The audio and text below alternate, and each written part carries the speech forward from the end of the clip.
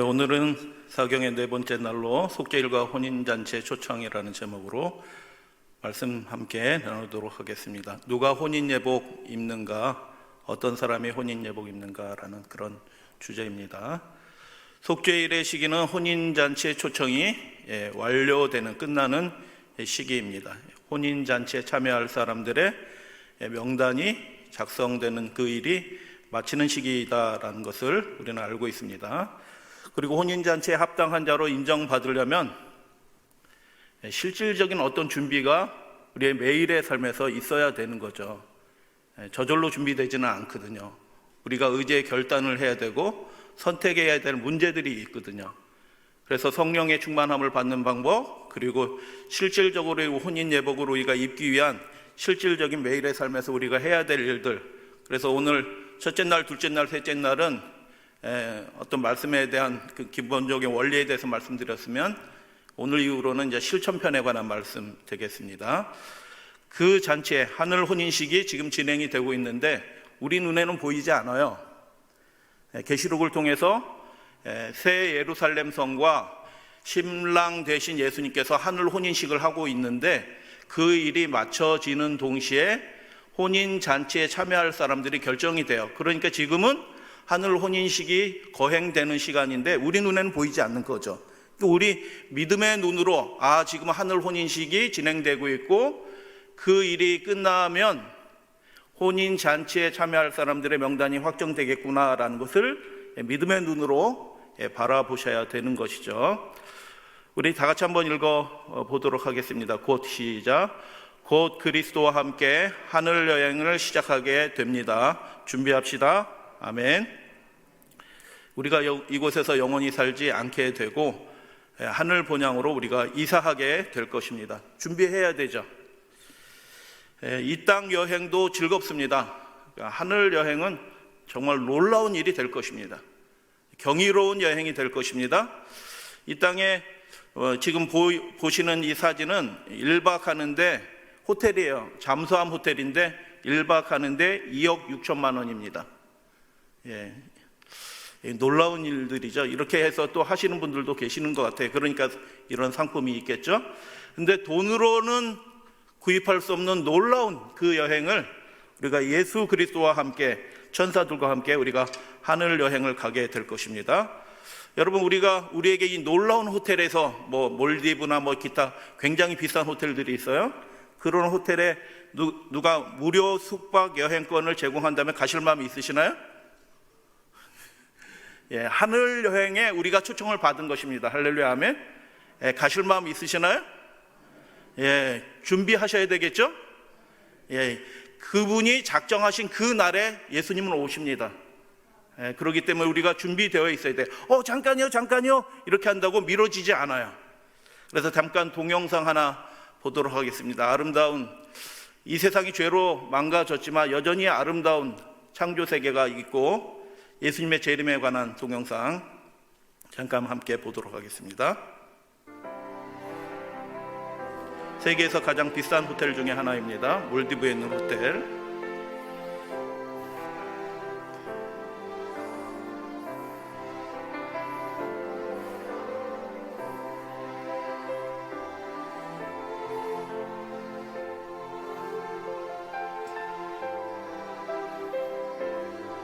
또 다른 호텔입니다. 역시 몰디브에 있는 호텔이에요.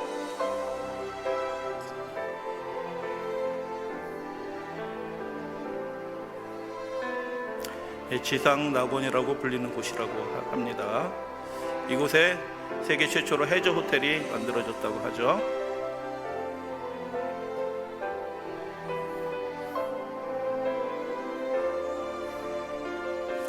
(1박에) 3천만 원.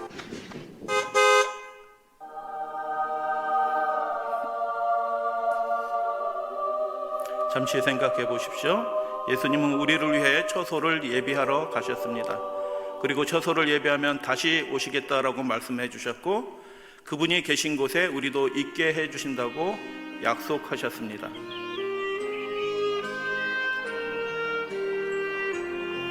우리는 이곳을 떠나 하늘 여행을 가게 될 것입니다.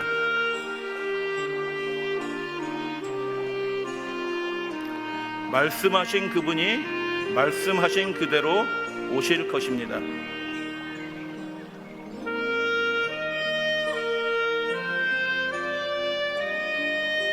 우리 모두 예수님과 함께 그곳에 갑시다.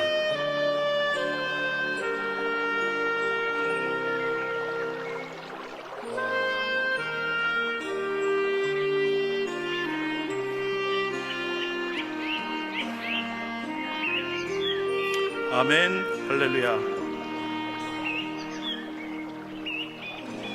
세상의 것과는 비교할 수 없이 아름다운 곳이 있다라고 주님께서 말씀하셨습니다. 생명이 가득한 곳, 더 좋은 곳으로 우리를 초청해 주셨습니다. 이 세상 것 부럽지 않습니다. 사랑하는 우리 주님이 하늘을 가르시고 곧 오실 터이니 말입니다.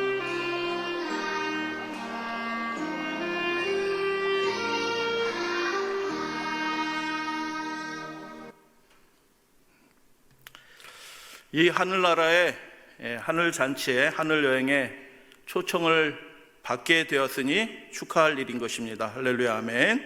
그런데 많은 그리스도인들이 스스로에게 하는 질문이 있죠. 나는 들어갈 수 있을까? 나는 그곳에 갈 수 있을까? 라는 그런 생각들을 하게 되는 거죠. 내가 지금 혼인잔치에 그 예복을 입고 있는가? 아니면 벌거벗은 채로 있는가? 그런 거 궁금하죠. 그 질문에 대해서 예수님께서 잔치의 비유로 우리에게 이렇게 말씀하셨습니다. 뭐라고 말씀하셨냐 하면 어떤 사람이 귀인이 큰 잔치를 베풀었다라고 얘기하고, 마태복음 평행구절은 어떤 왕이 자기 아들의 혼인 잔치를 베풀었다라고 그렇게 이야기합니다. 그런데 예수님이 뭐라고 말씀하시냐 하면 오라라고 그렇게 얘기합니다. 왜 오라고 얘기할까요? 모든 것이 다 준비되었으니 그냥 오면 된다라고 주님께서 그렇게 말씀하셨습니다. 그분이 준비하셨기 때문에 천국 잔치에 모든 사람이, 어떤 사람도 제외되지 않고, 할렐루야. 아멘. 어떤 사람은 결격 사유가 있는 게 아니에요. 모든 사람이 그분의 그 천국 잔치에 초청을 받는다라고 말씀하십니다. 오라라고 초청하십니다. 근데 모든 것이 준비되었음에도 불구하고 예수님이 직접 말씀하시는데 천국 잔치에 합당하지 못한 사람들이 있대요. 그러니까 우리가 이런 거 조심하시면 되는 거예요. 혼인 잔치의 예복을 잃어버리지 않기 위해서 조심해야 될 일들이 있는 거죠. 그것이 무엇이냐? 다 일치하여 사양하여 한 사람은 이르되 나는 밭을 샀다라고 얘기하고, 또 다른 사람은 나는 소 5겨리를 샀으매. 야, 이분은 하나님께 복을 많이 받은 분이에요. 왜요? 소 5겨리라면 트랙터 5대가 있는 거예요. 어마어마하게 넓은 땅을, 제가 계산해 보면 나오긴 하는데 어마어마하게 넓은 땅을 가지고 있는 사람이에요. 하나님께 복을 많이 받은 사람이라. 나는 장가 들었으니 그러므로 가지 못하겠노라 라고 이야기하는데, 이런 것들은 그 잔치에 가겠다라고 이미 약속한 사람들이 하는 변명이 될 수가 없는 거예요. 그래서 천국 잔치에 합당하지 못한 것으로 간주되는 사람은 악한 사람들이 아니에요. 그 예수님이, 하나님이 아들을 통해서 우리에게 주신 그 놀라운 은혜의 초청을 이런저런 이유로 멸시하는 사람들이 그 잔치에 합당하지 않다라고 주님께서 그렇게 말씀하신 것입니다. 이런 사소한 것 가지고 그분의 잔치에 핑계를 대서 가지 못하겠다라고 말하는 그것들을 종들이 듣는 거죠. 그럼 종들의 마음은 어떨까요? 굉장히 마음이 힘든 겁니다. 부담스러운 거예요. 화도 나요. 이 사람들이 어찌 그럴 수 있을까? 그래서 다시 돌아와서 주인에게 그것을 보고하죠. 굉장히 민망한 마음으로 보고하죠. 못 오겠답니다. 이런 이유로. 그때 주인이 뭐라고 말합니까? 집주인이 노한다라고 얘기합니다. 하나님이신 분이 노합니다. 이런 사소한 것으로 하나님을 찾는 일에, 하나님과 그 언약하는 그 일에 그 일들이 미뤄지고 포기되고 뒤로 물러가고 하는 그 일들을 주님께서, 하나님이 보실 때 그 일들을 로하신다라고 그렇게 말씀하셨고, 내가 너희에게 말하노니 전에 청하였던 그 사람들은 하나도 내 잔치를 맛보지 못하리라 라고 그렇게 말씀하십니다. 예수님의 음성이에요. 그러니까 이 잔치는 위기에 빠졌죠. 왜 위기에 빠져요? 오겠다라고 하는 사람들이 다 거절하니까 잔치가 제때 열려야 되는데 사람들이 오지 않게 되니까 위기에 빠졌죠. 어떻게 되었습니까? 우리 마태복음도 그렇고 누가복음도 그렇고 이 잔치는 연기되지가 않아요. 정확한 작정한 그 시간에 그 잔치는 열립니다. 그리고 그 자리는 가득 차게 되는 것이죠. 혼인식과 그 잔치는 연기되지 않는다라는 것입니다. 사람들의 형편에 따라서 우리 시대, 우리 나라의 이 인류의 역사의 형편에 따라서 하나님이 그것을 미루시고 그렇게 하시는 분이 아니시다라는 것입니다. 하나님께서 작정하신 일에 그분께서는 그분의 일들을 다 마치시겠다라는 보장의 말씀이고 약속의 말씀이죠. 그래서 종들이 주인에게 돌아와서 그대로 고하니 노하고, 그 다음에 주인이 뭐라고 얘기하냐면 빨리 시내의 거리와 골목으로 나가서 가난한 자들과 몸 불편한 자들과 맹인들과 저는 자들을 데려오라라고. 그래서 잔치에 합당하지 않아 보이는 사람들도 다 초청을 받는 거예요. 그 다음에 자리가 또 비었으니 주인이 다시 명령합니다. 이번에는 더 멀리 나가는 거예요. 길가가 아니고 저 산울타리까지 나가라라고 얘기하면서 길과 산울타리로 나가서, 이 사람들은 어떤 사람들이에요? 공동체에서 쫓겨난 사람들이에요. 문둥병자들이에요. 범죄자들이에요. 그런 사람들이 공동체에서 축출된 사람이에요. 그들은 같이 함께 할 수 없는 사람이에요. 성전 예배에도 참여할 수 없어요. 그런 사람들조차도 하나님께서는 그 아들을 통하여 다 초청해 주시는 것을 보게 되는 것입니다. 그래서 이 하늘 잔치에, 하늘 여행에 초청해서 제외되는 분들은 하나도 없어요. 하나도 없다. 주인이 이렇게 얘기합니다. 사람을 강권하여 데려다가 내 집을 채우라라고 해서 결국 다 채워지는 것을 우리는 보게 됩니다. 근데 이게 사람을 강권하다라고 얘기하는데 왜 그 사람들을 강권할까요? 왜 그 길과 산울가에 있는 사람들에게 오소서라고 강권해야 될까요? 중근동 사람들은 아무리 가난한 사람이라도 체면을 지킵니다. 그 지방의 사람들은 체면 문화예요. 수치를 당하면 그것은 죽음이에요. 아무리 가난한 사람도 체면을 지키기 때문에 잔치에 와서 드십시오라고 초청하면 어휴 그래요? 배고팠는데 어이구 빨리 가서 많이 먹어야겠다 뭐 이렇게 하는 것이 아니고 절대로 가겠다라고 말하지 못해요. 덥석 간다고 얘기하지 않아요. 왜냐하면 자기 같은 사람이 그 잔치에 참여하면 누가 된다라고 생각하기 때문에 덥석 가지 않아요. 체면을 그렇게 지키죠. 우리나라 사람도 약간 체면 지키잖아요. 드세요 하면 아니요 그렇게 하는 것처럼 이 나라 사람들은 훨씬 더 체면을 지키죠. 그래서 이 사람들이 오세요라고 하는데 저 같은 사람이 어떻게 가요? 저는 못 갑니다 이렇게 얘기할 때 주인이 그럴까 봐 종들에게 뭐라고 말씀해요? 강권하여 데려오라. 그래서 강권한다라는 말이 무슨 뜻이냐면 그 사람들의 손을 이렇게 잡고 가셔도 됩니다. 주인이 오라고 하셨습니다. 기다리고 계셔요 라고 그렇게 가볍게 이끌어줘야 그 사람들이 마지못해서 이제 체면이 이미 차려졌으니까 마지못해서 그 잔치에 들어가게 된다라는 그런 뜻이죠. 이것이 잔치에 비유해서 강권하여라는 말씀의 의미입니다. 이것은 하늘 잔치에 참여하는 것에 대해서 굉장히 중요한 암시를 우리에게 제공해 주고 있죠. 왜요? 그 잔치에 참여하는 사람들이 자격이 있어서 참여하는 거예요? 아니죠. 그분이 은혜로 초청해 주시는 거예요. 나 같은 사람이 그곳에 참여할 수 없다라고 생각하는 사람이에요. 나는 적합하지 않다라고 그렇게 생각하는 사람이죠. 그들을 초청한 주인이 모든 것을 준비하였고 잔치에 참여하는 사람들에게 필요한 그 예복까지도 주인이 준비한다는 것은 우리는 알고 있어요. 다 준비하였다. 누가복음의 이 말씀들을 보면 그 종들이 뭐라고 얘기해? 가서 모든 것이 준비되었사오니. 누가 준비한 거예요? 잔치에 필요한 모든 것을 주인이신 그분이 다 준비해 놓으신 것입니다. 얼마나 감사한 일이죠? 우리가 거기다 더 해야 될 것이 하나도 없어요. 그분의 초청의 은혜에 우리가 반응해서 가면 되는 거예요. 예복도 입혀주실 거예요.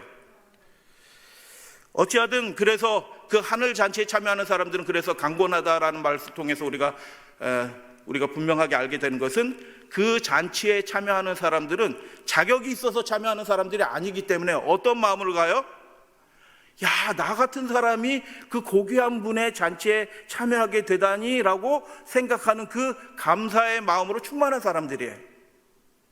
그 마음으로 예수님께, 하나님께 나오면 그 사람도 천국 잔치에 합당한 사람으로 어떻게 된다고요? 갖추게 하나님이 도와주신다라고 그렇게 얘기하는 것입니다. 그래서 길과 산울타리로 나가서 그 사람들은 스스로 오기에도 어려운 사람일 수도 있어요. 이렇게 늙고 병들고 뭐 이렇게 부정한 그 사람들. 근데 여기 흰 옷 입은 사람들이 우리는 뭐 영적으로 생각할 수 있죠. 어떤 사람들이 천사가 그 일을 도와요. 우리가 하늘 잔치에 참여하도록 천사가 그분의 초청에 임하도록 끊임없이 우리를 돕고 주의 일꾼들이, 주의 사역자들이 그 일들을 함께 돕고 있습니다. 모든 사람들이 다 초청을 받아요. 기이한 일로 성령께서 살아 계십니다. 우리가 가지 못하는 곳에도 성령께서 역사하셔서 사람들이 전할 수 없는 곳에는 하나님이 직접 말씀하셔서 지금도 직통계시로 그 사람들에게 천국 잔치에 초청을 하고 계시는 것입니다. 놀라운 일들이 실제로는 있어요. 아마존 열대우림 안에 그 한참 고립되어 있는 인류의 역사 가운데서 한 사람도 문명인이 그 안으로 들어가지 못했던 그 아주 오지의 오지 가운데서도 글자도 모르고 날짜도 모르는 사람들이 뭐 하고 있어요? 하나님이 말씀하셔가지고요, 하나님이 직접 나타나셔서 그들에게 계시해 주셔서 우리가 부르는 그 찬미를 사부로 부르고 있고요, 안식일을 지키고 있고요, 성소교례를 믿고 있고요, 돼지고기 안 먹고요. 누가 가르쳐 줬어요? 하나님이 직접 나타나셔서 그렇게. 그래서 우리 선교사가 거기 들어가 보니까 그런 사람들이 잔뜩 있는 거라. 이미 그런 일들이 세계의 도처에 있는 것입니다. 할렐루야, 아멘. 그래서 하나님이 그 천사를 보내서 일꾼들이 못 들어가면 천사들을 통해서, 아니면 하나님이 직접 그 신실한 사람들에게, 말씀에 반응할 준비가 되어 있는 사람들에게, 어떤 사람들에게? 말씀하면 네 하고 반응할 준비가 되어 있는 그 사람들에게 하나님이 지금도 말씀하고 계시는 것입니다. 모든 사람이 지금 초청을 받고 있어요. 하나님께서 마련하신 준비는 뭐 하다고요? 하나님께서 마련하신 준비는 완전하다라는 것입니다. 그분이 우리의 소망인 것입니다. 그분이 우리의 준비인 것입니다. 그분의 초청에, 부르심에 응답하여 가면 완전하게 준비된다라고 주님께서 이 비유를 통해서 말씀해 주신 것입니다. 할렐루야, 아멘. 하늘 배틀에서 짜여진 그 고귀하고 흠없는 예복이 누구에게 주어진다고요? 회개하고 신뢰하는, 쉽게 말하면 반응하는, 나 같은 사람도 그 하나님의 나라의 초청을 받을 수 있구나, 나 같은 사람도 사랑하셔서 나를 불러주시는구나 라는 그 감사의 마음으로 반응하는 사람들에게, 회개하고 신뢰하는 그 죄인을 위해 준비되었다. 어떤 예복이요? 고귀하고 흠없는 예복이 다 준비되어 있다.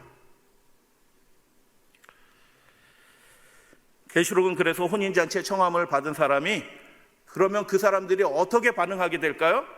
반드시 반응하게 된다라고 말씀을 드렸는데, 혼인잔치에 청함을 받은 사람들이 어떤 사람인지 분명하게 보여주죠. 계시록 19장에 보면 이런 말씀이 있죠. 어린 양의 혼인잔치에 청함을 어떤 사람이요? 받은 자들. 이미 끝났어요. 완료된 상황이에요. 그러니까 이 뒤로는 더 이상 초청이 없어요. 하나님께서 작정하신 때에 하나님이 그 초청하시는 일을 그냥 끝내버리시는 것입니다. 물론 하나님은 최선을 다하셔요. 그분의 은혜를 다 제공하시고 최선을 다해서 그 일을 하셔요. 응답하는 사람, 그분의 초청을 멸시하지 않는 사람, 그분의 초청을 귀한 것으로 여기시는 분들은 그 초청에 다 들어가게 될 것이고 하늘 예복을 입고 하늘 잔치에 참여하게 될 것을 여러분 믿으시게 되길 바랍니다. 어린 양의 혼인식이 이르렀다. 과거예요. 그 아내가, 물론 하늘 새 예루살렘이 어린 양의 아내로 되어 있지만 그 설명드리겠어요. 그 아내가 자신을 어떻게 했다고요? 준비하였으니, 과거에 다 준비가 되었던 그 된 모습을 보여주고 있습니다. 그래서 이 두 말씀을 통해서 우리는 이것을 알게 되는 거죠. 어린 양의 아내가 준비되면 초청 명단이, 하늘 혼인 잔치에 참여할 초청 명단이 어떻게 된다? 결정이 되는 거예요. 그 날이 우리 믿음의 눈으로 바라보셔야 돼요. 지금 하늘 혼인식이 거행되고 지금 초청이 이루어지고 초청이 완료되는 일들이 지금 벌어지고 있는 것이죠. 어린 양의 아내가 준비되고 초청 명단이 확정이 된다. 하늘 잔치의 청함을 받은 그 준비된 사람에 대한 환상을 예수님께서 보여주셨습니다. 그 아내가 자신을 준비하였으므로 그에게 빛나고 깨끗한 세마포 옷을 입도록 허락하셨기 때문이라. 이 세마포 옷은 성도들의 의로운 행실이로다. 여기 옳은 행실로 되어 있는데 의로운 행실이에요. 의로운 행실. 도덕적으로 옳고 그르고 이런 것이 아니에요. 하나님과의 관계에서 의로운 행실이 그들의 삶에 나타난다라는 그런 뜻이에요. 그래서 성도들의 의로운 행실이 뭘까? 어떤 게 성도들의 의로운 행실이지? 그거에 대해서 정확하게 알아야 되죠. 왜냐하면 내가 정말 예복을 입었는가, 그분의 초청을 존귀하게 여기는가 라는 것을 우리의 삶을 통해서 점검해 볼 수 있는 그 계시를 분명하게 보여주셨거든요. 성도들의 의로운 행실이 뭘까? 계시록에서 분명하게 말씀하고 있죠. 앞부분에서 성도들이 어떤 모습으로 나타나는지 우리 살펴보면 되는 겁니다. 청함을 받은 그 사람들에게 나타나는 그 반응이 성도들의 의로운 행실이에요. 아, 나 같은 사람도 그렇게 해주셨구나 하고 감사함으로 그분의 의를 받아들이면서 일어나는 우리 삶 속에서 거룩한 반응이 우리들의 의가 된다라고 말씀을 드렸어요. 하나님과 관련된 어떤 행위다라고 우리는 보게 되는 거죠. 요약해서 말씀을 드립니다. 성도들의 의로운 행실은 뭐냐? 짐승과 그의 우상과 그 이름의 수에 경배하지 않는 것입니다. 우리는 경배하지 않아요. 이렇게 쉽게 얘기하려는지 몰라요? 다 죽인다라고 얘기해요. 13장에 보면. 그렇게 하지 않으면 목숨이 위태로운 상황이에요. 굉장히 도전적이고 위기의 순간이에요. 그러나 그들이 목숨의 위험을 받는데, 생계의 위협을 받는데, 그들이 목숨이 위태롭건 생계가 위태롭건 그것과 상관없이 그 짐승의 우상에게 경배하기를 거절한 것입니다. 어떻게 거절해요? 목숨 걸고 거절한 것입니다. 그래서 하늘 초청을 받아들인 사람들의 삶 속에서는 아주 분명한, 아주 선명한 현상이 나타나는데, 하나님께만 굴복하고 하나님의 명령에만 순종하는 것입니다. 경배하지 않았기 때문에 그들 가운데 어떤 사람은 옥에 갇혀요. 실제로 죽임을 당하는 사람도 생겨나는 것입니다. 이 사람들이 성도들의 의로운 행실로 드러나고 있는 것입니다. 그들이 왜 무엇 때문에 목배임을 당할까요? 하나님의 말씀을 지키고 예수 믿음을 지키기 위해서 그들이 그 희생을 감수하는 거예요. 기쁘게 희생을 감수하는 사람이 되는 것입니다. 주님을 위해서 내 삶을 드리는 것을 주저하지 않게 된다라는 그런 말씀이죠. 주의 이름을 경외하고 하나님만 두려워하기 때문에 짐승을 두려워하지 않아요. 계시록 13장에 보니까 절하는 사람들의 특징이 있네요. 어떤 사람들이 전해요? 그 짐승을 두려워하는 사람들은 짐승에게 절해요. 그러나 하나님을 경외하고 그분을 두려워하고 그분을 사랑하는 사람들은 절대로 짐승에게 절하지, 경배하지, 굴복하지 않는다라는 그런 말씀이죠. 그들은 어린 양과 함께 마지막 전쟁에 참여합니다. 계시록 14장 어린 양과 함께 그 14만 4천이 서 있잖아요. 계시록 14장 13절 그들이 수고를 그치고 쉬리니, 그들이 수고하는 자들이에요. 어떤 수고를 해요? 이 세 천사의 복음을, 특별히 셋째 천사의 복음을 전하기 위해서 수고하고 애쓰는 자들이에요. 그들이 죽음을 당하는 사람도 있을지 몰라요. 그들이 잠깐 쉬겠다라고 그렇게 말씀을 하죠. 그래서 성도들의 의로운 행실이 뭔가라는 것들을 계시록을 통해서 살펴보니까 그 사람들은 순교자의 믿음을 가진 사람들이다라는 것을 보게 돼요. 여러분, 어제 긴 말씀을 이렇게 참고 잘 들어주셔서 진심으로 감사합니다. 어제 말씀의 핵심적인 게 뭐예요? 예수님과 이 땅에 그분의 택하신 교회가 어떻게 돼 있다고요? 즉각적으로 동시사건으로 연결되어 있다.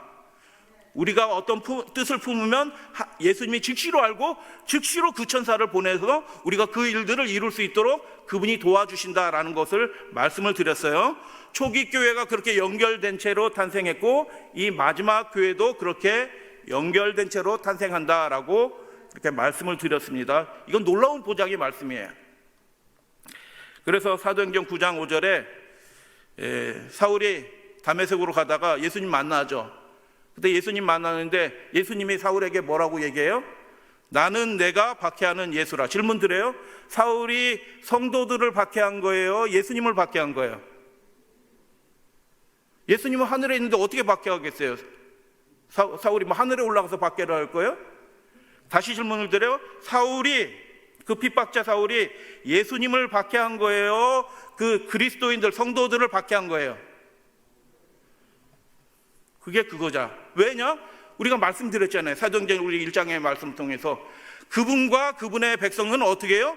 직접 연결되어 있어요. 머리가 수족을 알듯이, 우리가 그분의 지체라고 얘기하잖아요. 머리이신 그분이 수족을 알듯이 그분이 우리를 직접 아는 것입니다. 우리가 아파하면 예수님도 아파해요. 우리가 슬퍼하면 예수님도 슬퍼해요. 그래서 그 사울이 박해하는 그 성도가 곧 예수인 것입니다. 그래서 내가 나를 하나로 연결된 몸인 것입니다. 나는 내가 박해하는 예수라. 그래서 초기 교회, 예수님과 연결된, 하늘 성소와 연결된 그 교회는 어떤 교회였냐면 박해받는 교회였어요. 박해받는 걸 두려워하지 않았던 교회예요. 여러분 사도행전 기억나시나요? 그들이 박해받는 거 두려워하던가요? 죽임을 당하는 거 두려워하던가요? 두려워하지 않게 된 것입니다. 하늘 혼인 잔치에 참여할 준비가 그들은 어떻게 해요? 되어 있는 것입니다. 마지막 시대의 교회도 역시 마찬가지예요. 그분과 연결된 교회예요. 이 택하신 교회는 그분과 연결되어요. 그래서 이 세마포옷은 성도들의 의로운 행실이다라고 얘기했는데 그 의로운 행실이 계시록에서 살펴보니 어떻게 해요? 그들의 순교자의 믿음을 가지고 하나님의 일들을 받은 것입니다. 그래서 그들은 박해를 받아요. 위협을 당하기도 해요. 그래서 동일한 일들이 벌어지죠. 어린 양과 그 신부는 하늘에서 혼인식을 하는데 이 땅에 있는 그분과 연결된 마지막 교회, 남은 교회, 재림교회는 어떻게 해요? 그 의로운 행실로 그분과 연결돼서 그 이 땅에 있는 성도들의 의로운 행실이 하늘 신랑의 신부인 새 예루살렘의 혼인 예복으로 입혀진다라고 그렇게 말해요. 이게 놀라운 일이에요. 우리가 이 땅에서 예수 믿음을 지키고 하나님의 계명을 지키면서 순교자의 믿음으로 어떤 선택을 하면 그 믿음의 행위가 그냥 단순히 기록되는 것이 아니라 이 환상 속에서 어떻게 그 행위가 하늘 신부에게 예복으로 이렇게 즉각 입혀지는 거예요. 뭐 저는 그런 생각도 해봅니다. 그래서 하늘 예루살렘으로 들어갈 때 그 예루살렘 성이 우리를 알아요. 이미 우리를 알고 있어요. 왜요? 우리의 의로운 행실이 거기에 입혀졌거든요. 하늘 새 예루살렘, 어린 양의 신부가 새 예루살렘 성에 말하는 거 아시나요? 물론 의인화되어 있죠. 오라라고 얘기하는 거잖아요. 누구보다 오라고 얘기해요? 성령도 오라라고 얘기하고 신부도 오라 하는도다라고 얘기했는데 누구보다 오라고 하는 거예요? 이 땅에서 박해받고 그러나 믿음을 지키고 그 혼인잔치의 초청을 귀한 것으로 여기고 멸시하지 않고 그 믿음을 지킨 그 사람들에게 오라라고 신부가 얘기해요. 우리의 믿음의 행위가 하늘 신부에게 입혀지는 것입니다. 그래서 우리가 매일 삶을 사는 동안 하나님의 뜻을 생각하고 궁구하고 우리의 삶에 최선을 다해서 하나님의 뜻을 이루어 드리시는 우리 사랑하시는 별내교회 믿음의 가족들 되어주시면 감사하겠습니다. 걱정되시지 않아요? 여러분 순교자 동영상 한번 보세요. 순교자들 동영상 우리나라에도 많이 있어요. 순교하신 분들이 동영상 얘기, 그 이야기들 증인들이 나와서 얘기하거든요. 그러면요 두려움에 사로잡혀요. 어떤 생각이 들어요? 야, 내가 정말 그 상황이 오면 내 목숨을 부인하면서 예수님을 시인하면서 그 죽음의 자리로 내가 나아갈 수 있을까? 라는 두려움이 들까요? 안 들까요? 여러분 두려워하지 않으시는 것 같은데 저는 약간 두렵더라고요. 순교자의 믿음을 가질 수 있을까라는 두려움도 생기고 염려도 생겨요. 누구를 바라보면 내 자신, 연약한 내 자신을 바라보면 그런 마음이 생겨요. 근데 내 자신을 바라보지 말고 오라라고 초청하신 예수님을 바라보시게 되길 바랍니다. 예수님이 뭐라고 말씀하셔요? 오소서 모든 것이 준비되었나이다 라고 그렇게 말씀하시는 거예요. 그분이 보장이셔요. 그분이 다 준비하신 것입니다. 이기도록 하시고 그 믿음도 우리에게 허락하시는 것입니다. 아무나 순교하지 않아요. 특별한 상황이 돼서 소수 저는 그렇게 생각해요. 예전처럼 그렇게 많은 순교자가 나올 거라고 저는 생각하지는 않습니다. 강권하여 데려다 내 집을 채우라라고 말씀하시는 그분이 모든 것을 이미 다 준비하셨어요. 예수님을 바라보시고 예수님께 나아가시면 되는 것입니다. 이 말씀이 무슨 뜻이에요? 와라, 강권해서 데려와라. 아무리 연약한 자도 데려와라. 자기가 죄인이라고 해서 저 동네에서 멀리 떨어져서 홀로 사는 그 사람도 데려와라. 이 말씀이 무슨 뜻이에요? 하나님은 자신이 있는 겁니다. 그 연약한 자들도 하늘에 합당한 자들이 될 수 있도록 변화시킬 하나님은 자신이 있는 것입니다. 믿으시면 아멘? 그분을 바라보시고 그분이 공급하시는 은혜를 바라보시면 나가고, 그렇게 하면 그분이 모든 것을 다 준비해 놓으시되, 예복만 준비해 놓은 것이 아니라 그 예복은 상징이죠. 우리가 마귀를 이길 수 있는 모든 신령한 은혜들을 그분이 다 준비해 놓으셨고 천사들이 그 일에 직접 돕고 계신다, 돕고 있다라는 것입니다. 하나님은 자신 있는 분이에요. 그래서 두 비유를 잠깐 살펴보겠는데, 하나님께서 모든 것을 준비하셨다. 이게 뭐예요? 한마디로 의인 것입니다. 하나님의 의예요. 하나님의 의가 준비되어 있습니다. 우리가 준비하는 게 아니에요. 하나님이 다 준비해 놓으신 것입니다. 하나님의 의를 준비해 놓고 그 의를 나 같은 사람도 그 하나님의 그 놀라운 은혜로 그 영원한 나라에 들어갈 수 있도록 초청해 주셨으니 얼마나 감사한지. 그래서 인간에게 그 초청을 받아들인 사람에게 반응하는 것이 준비인 것입니다. 여러분, 우리가 하늘 혼인잔치에 참여하는 것이 굉장히 어려운 것이 아니라 성령께서 우리에게 말씀하실 때마다 우리가 그 즉각 어떻게 해요? 반응하게 되는 것이 하늘 혼인잔치에 참여하는 준비인 것입니다. 그게 의예요. 우리가 배웠죠, 이미? 의가 4가지가 있다. 그리고 세 번째 의가 뭐예요? 반응하는 의다. 그게 우리에게 의예요. 그래서 하나님의 계명을 우리가 지켜요. 구원받으려고 지키는 것이 아니고 그분이 우리를 사랑하셨기 때문에 그분의 명령을 기쁘게 순종해요. 그게 우리에게 의가 되는 거예요.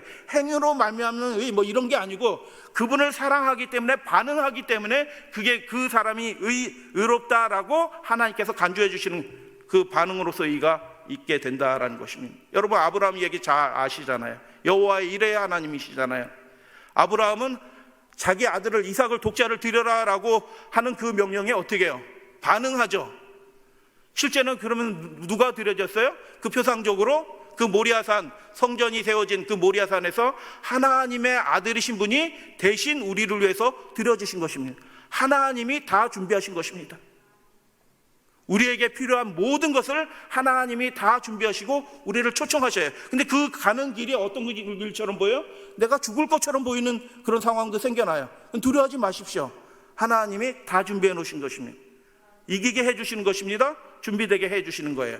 탕자 이야기 살펴보고 열천의 이야기 잠깐 살펴보도록 하겠습니다. 하나님이 모든 것을 다 준비하셨다라는 대표적인 예수님의 말씀이 탕자의 이야기죠. 탕자가 이방 땅에 가가지고 돼지치기 하고 있죠. 그러면서 먹을 쥐엄 열매를 먹었어요? 안 먹었어요? 안 먹었어요. 그 짐승이 먹는 쥐엄 열매도 주지 못해서 그것조차도 못 먹고 있어요. 그러니까 이건 노동자도 아니고 아무것도 아니에요. 그냥. 그래서 주린 가운데 내 아버지에게는 번뜩 생각이 드는데, 내 아버지에게는 양식이 풍족한 품꾼이 얼마나 많은가, 나는 여기서 줄여 죽는구나 라고 얘기하면서 돌아가겠다라고 얘기하죠. 그래서 뭐라고 얘기할까라고 궁리하다가 뭐라고 생각이 드냐면, 나를 품꾼의 하나로 보소서 하리라 라고 하고 돌아갑니다. 이거 회개한 거예요? 회개한 거 아닙니다. 엘코마인데 회개라는 용어가 안 쓰여요. 그냥 돌아갔다라는 그런 뜻이에요. 자기가 자신에게 돌아간 겁니다. 정신이 번쩍 든 거예요. 나 이렇게 살다 죽겠구나, 이 생각이 든 거예요. 회개한 게 아닙니다. 품꾼의 하나로 보소서라는 얘기는 무슨 뜻이에요? 품꾼은 외인이에요. 잘 아셔야 돼요. 그러니까 아버지가 그렇게 사랑하는 아버지가 노심초사하면서 언제 올까 기다리고 있는데, 이 아들은 무슨 생각해요? 아버지, 내가 돌아왔는데 아버지 집에서는 안 살아요. 이런 뜻이에요. 아버지 집에서 안 살고 저 일자리나 주세요. 제가 벌어 먹고 혹시 탕진한 거 제가 다 갚을 수 있어요. 이런 뜻이에요. 그 아버지가 그 소리를 들으면 얼마나 마음이 상하겠어요. 지금도 노심초사 쌓으면서 기다리고 있는데, 대문 열어놓고 기다리는데 밤새도록 기다리고 있는 그 아버지에게 돌아와서 기껏 한다는 소리가 뭐예요? 아버지, 저는 여기서 살 거 아니에요. 전 밖에서 살래요. 일자리나 주세요. 이런 뜻이에요. 이야, 변화될 수 있을까요? 이런 사람이요? 그런데 탕자가 변화된다는 것이죠. 어떻게 변화되냐? 아버지가 준비한 것을 통해서 변화되죠. 탕자가 아버지를 만나는 장면을 보게 되면, 이거는 자세히 설명드리지 않지만 이거는 완전히 거꾸로 됐어요. 탕자가 엎드려야 되는데 아버지가 달려나와서 입을 맞춰. 근데 결과적으로 나를 품꾼의 하나로 보소서라고 말하지 못하죠. 왜 말하지 못해요? 탕자가 야, 이거 들어가야 되냐 말아야 되냐 막 겁이 나는 거예요. 왜 겁이 나요? 동네 사람들이 자기를 보면 나와서 돌로 칠 거예요. 그게 캐자자라는 의식이 있어요. 동네 그 지역의 그 땅들을 외지인에게 이렇게 팔아놓고 이렇게 해서 한 사람들은 언약이 끊어진 상태이기 때문에 동네 사람들이 나와서 그들을 직접 벌하더라도 책임질 아버지가 못 말려요. 아버지가 왜 뛰어나갔어요? 아들 살리려 뛰어나간 것입니다. 동네 사람들이 먼저 발견하기 전에 아들을 보호하고 지키기 위해서 아버지가 어떻게 해요? 중근동 사람, 이스라엘 사람들은 절대로 전쟁 외에는 뛰지 않습니다. 여러분, 비 오면 좀 뛰시죠? 그 사람들은 비 와도 안 뛰어요. 종아리가 드러나는 것은 수치스러운 일이에요. 다윗이 수임주다가 종아리 드러나가지고 자기 부인한테도 욕먹잖아요. 절대로 뛰지 않습니다. 그런데 이 노구의 아버지가 어떻게 해요? 자기가 야, 이거 동네 사람이 나보면 어떻게 할까, 알아보고 어떻게 할까 하는데, 동네 사람은 알아보지 못하고 동구 밖에서 어정어정 되고 있는데, 아버지는 그 멀리서 알아보고 어떻게 해요? 그를 향해서 달려나오는 것입니다. 탕자가 그것을 보는 것입니다. 아버지가 나를 향해서 달려와요. 아버지가 뛰는 걸 처음 본 겁니다. 달려와서 어떻게 해요? 그 아들을 안고 눈물을 흘리면서 얼굴을 부비면서 입맞춤을 하는 것입니다. 그리고 종들에게 말합니다. 뭐라고 말해요? 우리 성경에 생략된 말이 있어요. 뭐가 생략이 됐어요? 빨리란 말이 부사가 생략이 됐어요. 종들은, 그러니까 아버지만 달려온 게 아니고 그 집사의 종들을 해가지고 한 1군의 무더기가 한꺼번에, 몇 명인지 잘 모르겠어요. 한 10대 명 될 거예요. 최소한 10대 명이 쫙 함께 뛰어오는 거예요. 그러니까 동네 사람들이 저 어른이 노망이 들었네. 동네 사람들이 뭐예요?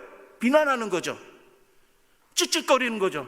근데 아버지는 괜찮아요. 왜요? 내가 욕을 당하더라도 아들을 보호할 수 있으면 그것으로 충분한 겁니다. 아버지의 사랑이 그런 것입니다. 그래서 함께 달려오는 집사에게 빨리 제일 좋은 옷 입혀라, 빨리 가락지를 끼워라, 빨리 신을 신기라, 그리고 빨리 살찐 송아지 한 마리 잡으면 몇 사람 먹어요? 동네 전체가 먹는 것입니다. 동네 전체에 화목을 선포하는 잔치를 벌이는 것입니다. 여러분, 이 장면에서 탕자가 준비한 건 뭐예요? 탕자가 아들로 다시 회복이 되잖아요. 탕자가 준비한 게 뭐예요? 마음도 준비하지 않았습니다. 왜요? 탕자는 아버지, 난 집에서 안 살아, 이렇게 얘기하려고 그러는 거거든요. 그는 마음도 돌이키지 않았어요. 빈 껍데기만 왔어요. 그러나 아버지는 그래도 좋다 라고 달려나가서 맞이해 주신 것입니다. 중근동 출신의 성경 주석자, 중근동 성경 주석자입니다. 기독교인이죠, 당연히. 이브н 알살라비는 이 장면을, 탕자가 왜 품꾼의 하나로 보소서라는 말을 못했을까? 아버지의 사랑이 그를 압도했다라는 것입니다. 아버지의 그를 향한 그 용서가 그칠 줄 몰랐다. 그 품에 앉아서 그가 전율을 하는 것입니다. 그리고 차마 이런 아버지께 아버지, 나 집에서 안 살 거예요. 일자리나 주세요. 제가 벌어서 다 갚을 거예요. 이 소리를 차마 하지 못하게 되었다라고 그렇게 얘기하는 거죠. 탕자가 언제 회개했을까요? 아버지 품에서 회개하게 된 것입니다. 비로소 그 마음이 아버지를 의식하게 되고 회개하게 되고 마음이 바뀌게 된 것입니다. 회개의 주차도 아버지가 주신 선물인 것입니다. 하늘에 합당한 사람으로 준비되게 하시는 분은 하나님이십니다. 믿으시면 아멘. 그래서 잔치의 비유에서 예수님이 말씀하잖아요. 와라. 모든 것이 다 준비되었다. 뭐도 준비되었다?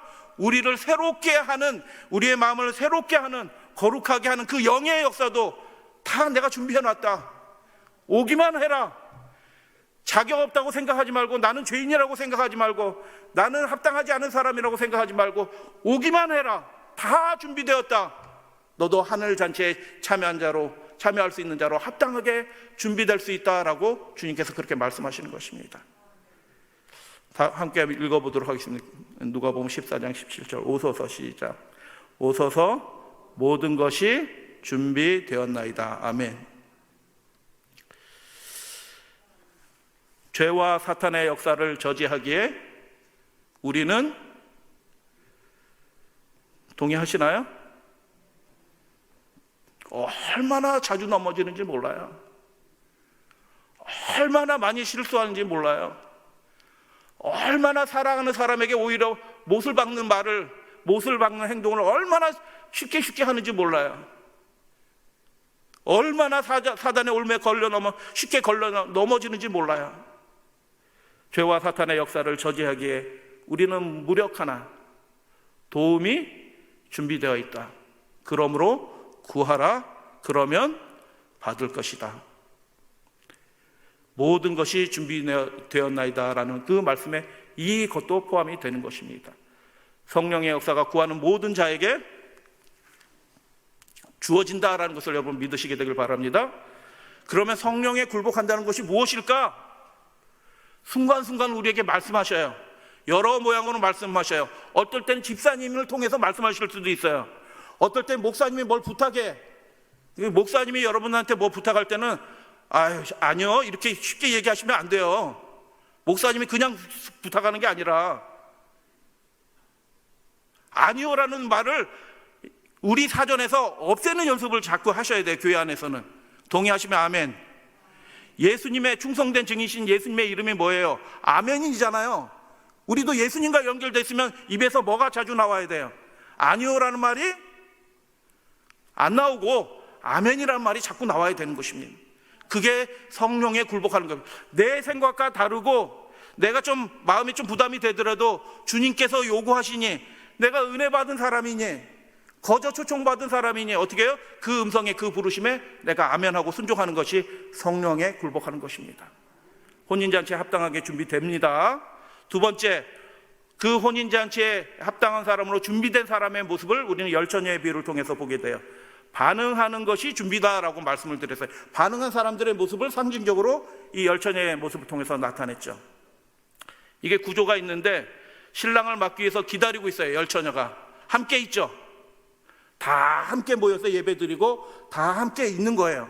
그런데 그 나중 장면을 보니까 어떻게 해요? 신랑 집 안에 있는 다섯 처녀와 신랑 집 밖에 있는 다섯 처녀로 구분이 되죠. 완전히 구분이 되죠. 같이 있는데 자기가 어리석은지는 몰라. 그러나 구분이 이미 되어 있어요. 어리석은 다섯 처녀와 슬기로운 다섯 처녀가 구분이 되어 있죠. 그런데 나중에 문제가 생긴 다음에 어리석은 다섯 처녀가 요구하죠. 근데 슬기로운 다섯 처녀는 거부하죠. 제가 옛날 학생 시절 때 이 얘기 들으면, 야, 슬기로운 다섯 처녀 매정하네. 좀 나눠주면 안 돼요? 그거? 매정하네. 사람들이 믿는다고 해가면서 이렇게 매정하지? 요 생각을 했는데 이 말씀을 자세히 연구해 보니까 매정한 게 아니에요. 그 신랑이 오는 그 혼인식이 벌어지는데 그 혼인식을 준비하는 것은 마을에서 제일 중요한 일이에요. 마을의 명예가 달린 일이에요.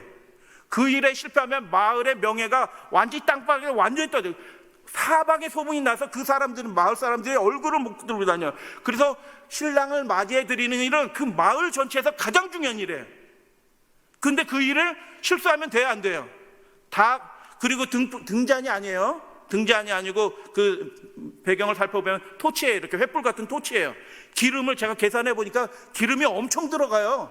그걸 나눠주면요, 신랑이 오는데 맞이해가지고 동네를 한 바퀴 돌면서 춤추고 사람들에게 인사하고 막 즐겁게 하고 하는데 중간에 불이 꺼져 봐요. 껌껌해요. 신랑이 누군지, 신부가 누군지, 동네 사람이 누군지 보이지도 않아.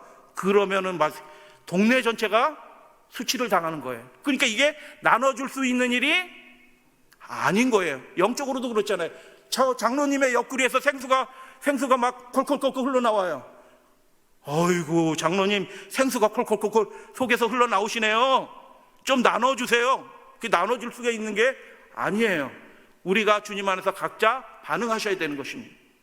그렇게 하기로 선택해야 되는 거고 성령에 굴복해 하셔야 되는 것이죠. 신랑이 더디움으로 모두 잠들었죠?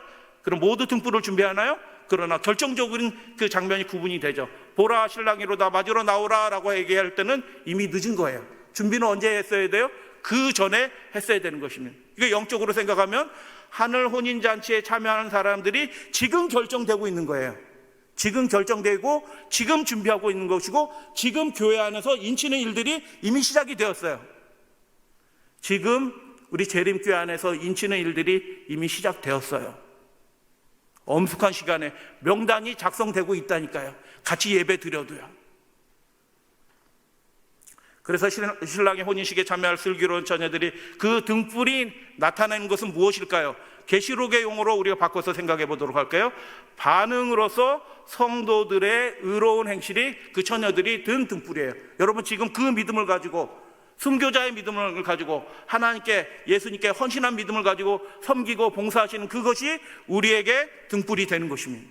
질문 하나 더 드려요. 슬기로운 처녀들이 그 신랑과 함께 이렇게 행진하면서 동네를 왔다 갔다 하면서 잔치하면서 춤도 추면서 하는 그 등불이 아니에요. 횃불이에요. 횃불은 무엇을 비추나요? 신랑이 가는 길을 비추나요? 아니요. 그 길도 당연히 비추죠. 근데 횃불이 비추는 제일 중요한 것은 뭐냐면 그 신랑과 동행하는 그 15처녀의 얼굴을 비추는 거예요. 그래서 신랑이 자기와 동행하는 그 처녀들의 얼굴을 알아요, 몰라요? 아는 겁니다. 근데 나중에 온 처녀들은 얼굴을 알아요, 몰라요? 모르네. 당신 누굽니까? 이렇게 얘기하는 겁니다. 여러분 이게 영적으로 무슨 일이에요? 지금 하늘 혼인식이 거행되고 있는데 우리의 의로운 행실이 하늘에 옷 입혀지고 있는데 예수님이 우리가 누구인지 아신다 모른다? 우리의 이름도 알고 우리의 믿음의 선택도 알고 우리의 고민도 아시고 우리가 어떤 투쟁을 하고 있는지도 예수님이 아주 잘 아신다. 그런 의미예요. 그 횃불은 길을 비추는 것이 아니라 자신의 얼굴을 비추는 것입니다. 의로운 행실로 그 생애가 입증된다라는 그런 얘기예요. 거룩하게 하는 능력이 지금 제공이 되고 있어요. 10년 가운데 들어오고 있어요. 그때 받아들이고 반응하시면 되는 것입니다. 그것에 반응하지 않은 자들은 내 잔치를 맛볼 자격이 없는 자라라고 예수님이 끌어낸 거예요. 지금 구분이 되고 있는 거예요. 하나님의 초청을, 이 은혜로운 초청을, 자비의 초청에 우리가 반응한 사람들은 거기에 준비되면서 하늘 혼인 예복을 입고 우리가 준비된 채로 살아가지만 그것을 소홀히 하고 뭐 이런 일이 있다고 교회 빠지고 저런 일이 있다고 교회 빠지고 이런 일이 있다고 아유 저는 못해요 라고 자꾸 이렇게 얘기하다 보면 어떻게 해요? 그분의 초청을 어떻게 하는 거예요? 우리 스스로 멸시하는 거예요. 등불이 있어요, 없어요? 자기 얼굴을 비칠 등불이 전혀 없는 것입니다. 지금이 그때다라고 선지자도 그렇게 얘기합니다. 저들을 회개시키기 위해서 모든 노력이 다 동원되었다, 다 준비되었다라고 한 그 말씀이에요. 우리가 마음을 겸손하게 해서 나 같은 사람에게도 이런 은혜를 주셨는데 주님께 내 생명을 못 드리겠는가, 내 재산을 못 드리겠는가, 다 드릴 수 있다 라고 출발한 교회가 이 제7일 안식일 예수 재림교회입니다. 소수였지만, 그러니까 이 소수였는데도 강력한 성령의 역사가 일어나면서 아주 짧은 시간에 전 세계에 복음을 전하는 그런 교회로 하나님이 성장시킬 수 있는 것이에요. 그들은 진심으로 하나님 안에서 반응한 사람들이었다는 것을 보게 되는 것입니다. 첫째 부활에 참여할 사람들, 계시록 24장 4절에 보니까 첫째 부활에 참여한 사람들은 교회 다닌 사람들이네요. 그죠? 아니요. 계시록은 그렇게 말하지 않아요. 첫째 부활에 참여한 사람들은 하나님의 말씀과 그 예수님의 말씀 때문에, 예수님의 증거 때문에 목배임을 당한 사람이라고 얘기해요. 그러니까 첫째 부활에 참여한 사람들 그냥 구원 얻는다, 은혜로 구원 얻는다, 계시록은 그런 말씀을 하나도 말씀하지 않아요. 그들은 목숨을 다해, 마음을 다해, 뜻을 다해, 생명을 다해 그 부름에 감사함으로 응답한 사람들이에요. 그래서 순교도 당하는 것입니다. 그 사람들이 혼인 예복을 입게 된 사람들이다. 순교자의 믿음을 갖게 된 사람이다. 이거 또 다시 걱정되시죠? 나는 아직 그 정도는 아닌 것 같은데? 빨리 반응하셔야 됩니다. 그분의 초청을 귀하게 여기셔야 되는 것입니다. 신실함으로 우리의 삶을 입증하는 일들이 지금 맞춰지고 있어요. 복음을 위해서 수고하는 일들이 계속 주어지지 않아요. 맞춰지고 있어요. 하나님께서 이제 성령을 통해서 마치시면 그때 무슨 일을 하겠어요? 맞춰지고 있는 시기다. 나는 준비될 수 있을까?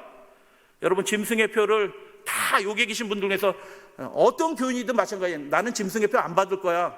나는 짐승에게 경배하지 않을 거야 라고 생각하게 되죠. 그러나 지금 많이 경배하고 있어요. 짐승에게.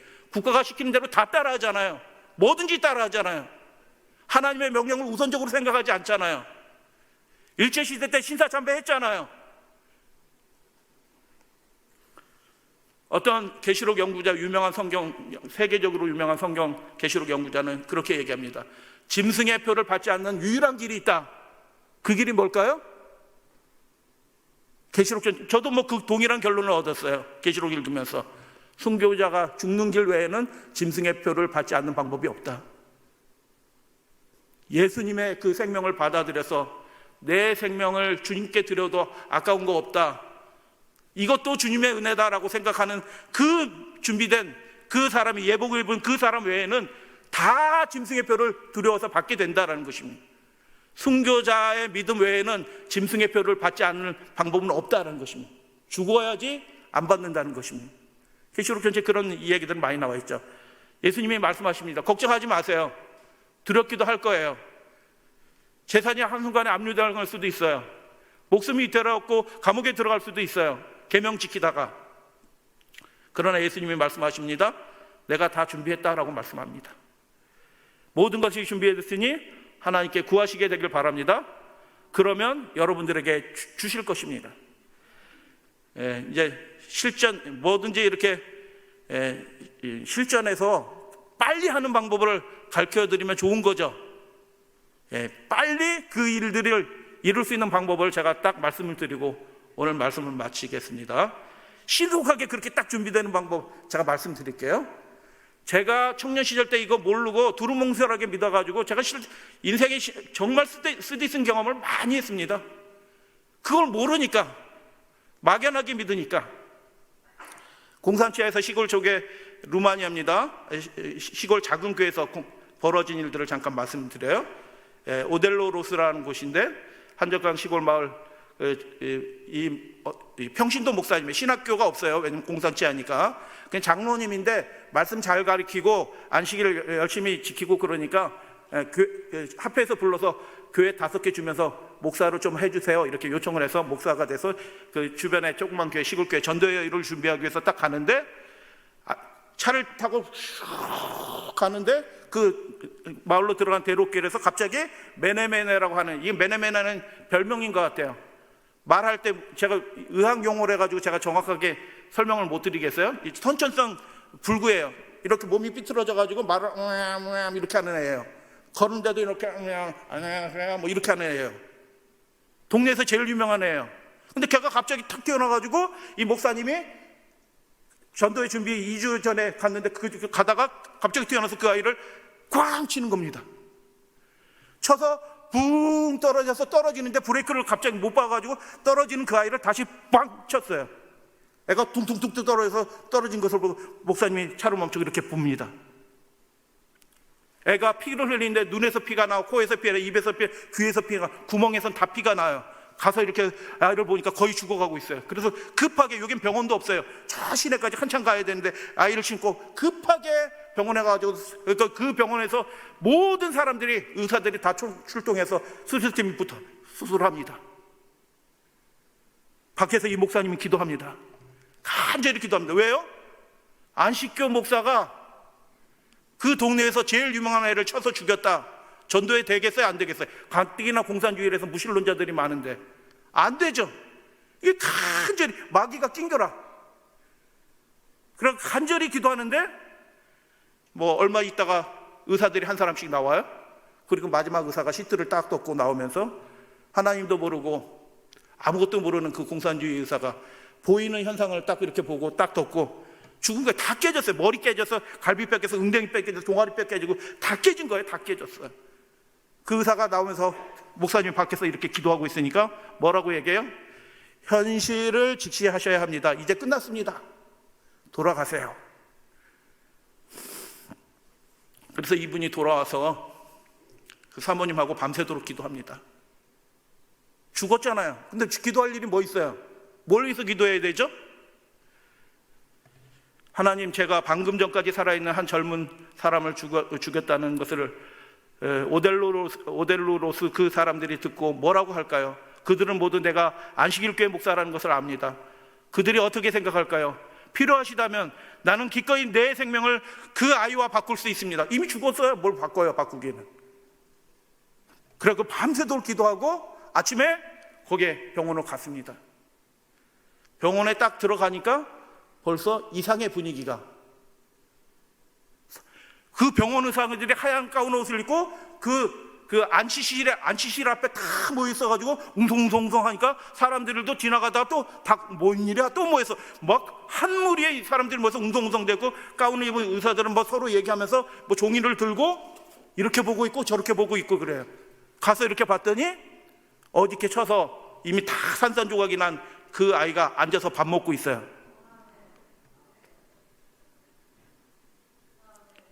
그런데 거기서 그치는 것이 아니고 엑스레이를 찍어도, 어제 엑스레이에 오르는 엑스레이를 찍어보는데 머리에 금 갖는 게 하나도 없어요. 할렐루야 아멘. 갈비뼈가 금이 하나도 안 가 있어요. 엉덩이뼈, 이 다리뼈 금 간 게 하나도 없어요.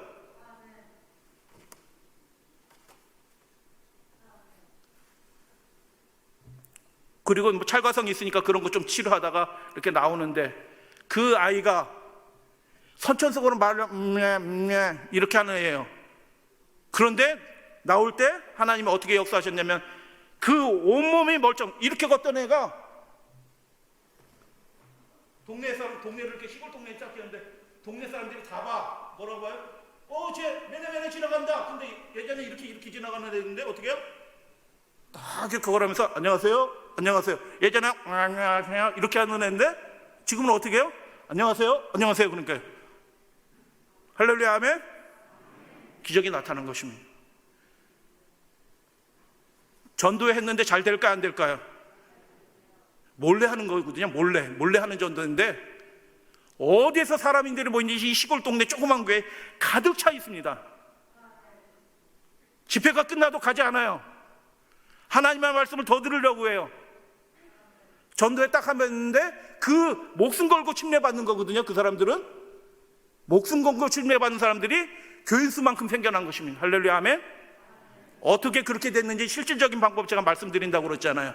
말씀드릴게요. 잘 들으세요. 우리가 하늘 예복으로 완전히 갖추어 있고 하늘에 적합하게 되기 위해서 우리가 준비되어야 될 것이 하나 있는데, 그것을 그렇게 매일 실천하시면, 주님과 연결된 마음으로 매일 그렇게 성령의 인치심을 받게 되면 우리가 준비가 돼요. 빨리 준비가 됩니다. One miracle after another. 기적이 계속이 된다라는 거예요. 이 사람의 그 생애 전기의 얘기예요. 이게 하나뿐만이 아니에요. 놀라운 일들이 벌어지는 것입니다. 근데 이 사람이 사업이 잘 되고 무역도 하고 돌들과 무역도 하고 돈을 많이 벌었어요.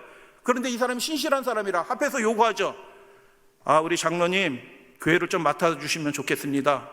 여러분들에게 그런 것들이 요청 오면 저는 자격 없습니다 이렇게 얘기할래요? 네 하겠어요.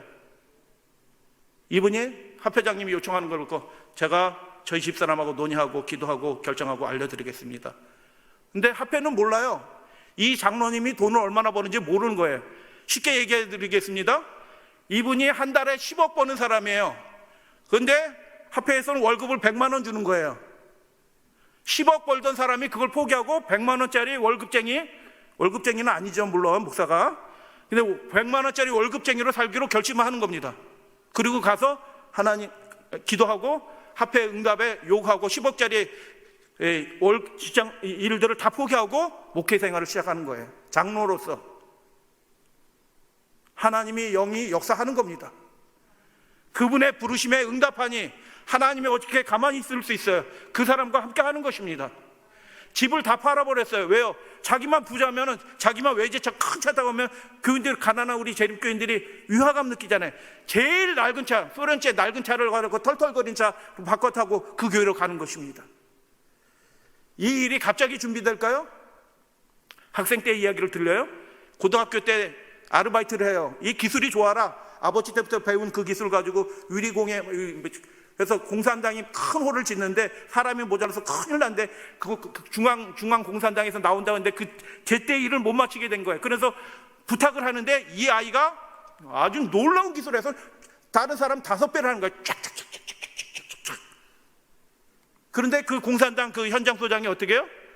일한 대로 돈을 줘야 되는데 일한 대로 돈을 안 줘요. 야, 네가 나보다 많이 받으면 안 되겠다, 이 나쁜 놈아.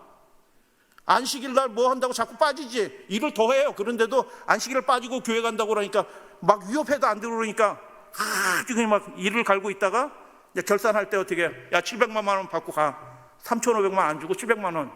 그래도 이 억울하잖아요. 그리고 어떻게 해요? 중앙당 당사의 그 고위 관리를 만나서 그 얘기를 하소연하려고 찾아가니 비서한테 얘기해가지고 비서가 얘기해요.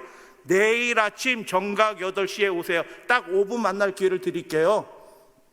근데 이 아이는 예수님을 만나서 매일 아침에 하루를 시작하기 전에 예수님과 인격적인 만남을 갖고 은혜 받고 하루를 시작하기로 이미 결심했어요. 서원했어요. 하루를 허겁지겁 시작하지 않아요. 은혜 받고 2시간이고 3시간이고 깊이 묵상하고 연구하고 기도하고 하면서 하루를 은혜로 충만하고 그렇게 시작합니다. 이 아이가 새벽 4시 5시에 일어나서 그렇게 하루를 시작하는 거예요.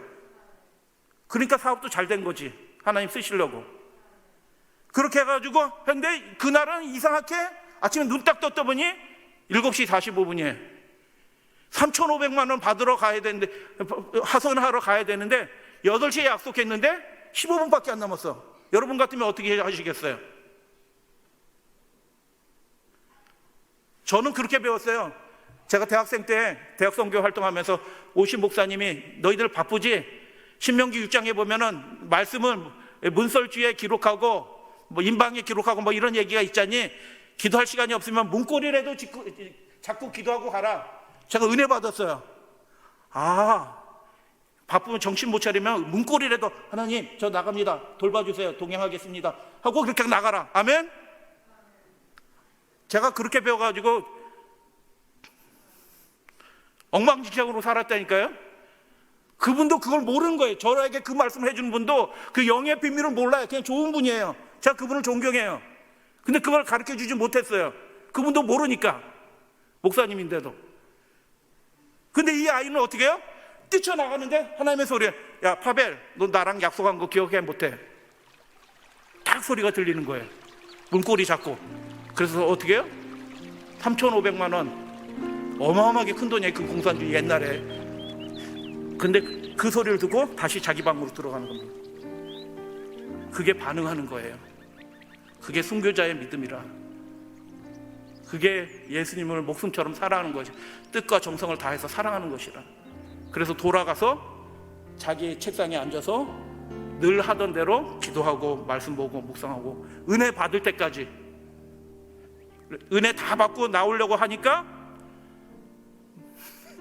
10시가 된 겁니다. 8시에 약속했는데 10시야.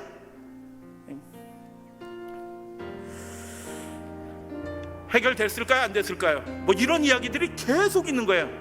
하나님이 신기한 방법으로 해결해 주는 것입니다. 그분의 영광이 나타납니다. 여러분, 그래서 우리가 하나님을 구하시게 되길 바랍니다. 성령을 구하시게 되길 바랍니다. 반응하는 자들에게 모든 것이 다 준비되어 있다라고 주님께서 그렇게 말씀하셨어요. 그 반응하는 게 뭐예요? 오라라고 하는 게 뭐예요? 그분의 음성을 듣고 그분의 음성에 반응한 것을 우리의 삶의 최우선으로 생각하시고 가장 중요한 일로 생각하시고, 여러분 집회 빠지시면, 우리 온라인으로 들으시는 분들도 현장에서 음악회도 현장에서 듣는 거라고 인터넷으로 듣는 거라고 닫는데, 함께 모여서 120명이 기도할 때 그곳에 성령이 내렸다니까요. 그래서 예외 없이 하나님을 그렇게 먼저 간절히 추구하시게 되길 바랍니다. 아주 짧은 시간 내에 우리가 준비될 수 있습니다. 완전하게 하나님의 은혜를 누리게 될 수 있습니다. 너희가 악할지라도 좋은 것을 자식에게 줄 줄 알거든. 하물며 너희 하늘 아버지께서 구하는 자에게, 반응하는 자에게 성령을 주지 않겠느냐. 준비되도록 하나님께서 하신다. 반드시 준비하게 하신다 라는 거 여러분 믿으시게 되길 바랍니다. 우리를 바라보지 않고 우리를 완전히 준비시킬 수 있는 모든 것을 갖추신 예수님이 우리를 오라라고 얘기하십니다. 그분의 부르심에 응답하셔서 그것을 멸시하지 마시고 다른 일로 자꾸 미루시면 안 돼요. 급하다고 미루시면 안 돼요. 자꾸 예외 상황이 생기면 안 돼요. 뭐 이런 이유로 저런 이유로 예배가 자꾸 예외 상황이 생기면 성령의 능력이 사라지게 많은 겁니다. 내일은 매일 드리는 제사를 통해서 많은 사람들이 오해하고 있는 예수님에 관한 이야기 말씀드립니다. 정리합니다. 하나님은 하늘에 적합한 사람이 되도록 모든 것을 준비하셨습니다. 아멘. 다 준비해 놓으셨습니다. 그분을 먼저 생각하시고 그분께 반응하시면 모두 다 멸시하지 않고 반응하면 모두가 준비되고 영접하도록 하십니다. 하나님께서는 풍부한 넉넉한 은혜를 준비하고 계십니다. 인간 대리 우리가 하는 일들은 불완전해요. 우리가 수고해도 별로 이룰 수 있는 것들이 별로 없다라고 말씀해요. 그래서 구하라라고 얘기하는 것입니다. 그분께서 역사하실 수 있도록 기이한 일들로 우리의 삶을 채울 수 있도록 무슨 일이든지 도와주실 것이다. 할렐루야 아멘. 기도하도록 하겠습니다.